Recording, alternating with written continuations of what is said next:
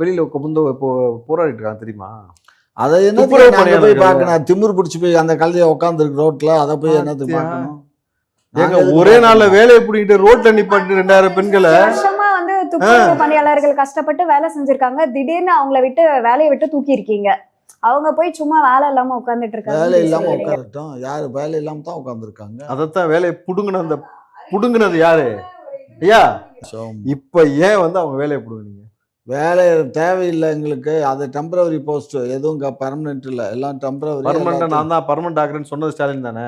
Permanent ஆக்கணும்னு சொல்லுவோம், அதெல்லாம் செய்யணும்ல, தெரிஞ்சுக்கணும். இப்ப அந்த மக்களுடைய வாழ்வாதாரம் என்ன ஆகுறது? நாசமா போகும். பத்தியா திமிர்த்தனமா? அரிசி 20 கிலோ அரிசி போடுறோம், 10 கிலோ கோதுமை தர்றோம், பாமாயில் கொடுக்குறோம், பருப்பு கொடுக்குறோம், இவ்வளவு இலவசமா கொடுக்குறோம். அப்புறம் என்ன உங்களுக்கு கொள்ள? அரிசி வச்சு எப்படி தெரியுமா இருக்கு? 4 பேர் ஒரு மாசம் வேற வேலைக்கு போகணும், வீட்டுல உட்காந்துக்கிட்டு இருக்கணும், வேற ஏதாவது வேலை பார்க்கணும். வேலையை தானே புடுங்கினீங்க. அந்த வேலை இல்லைன்னா வேற வேலை இல்லையா?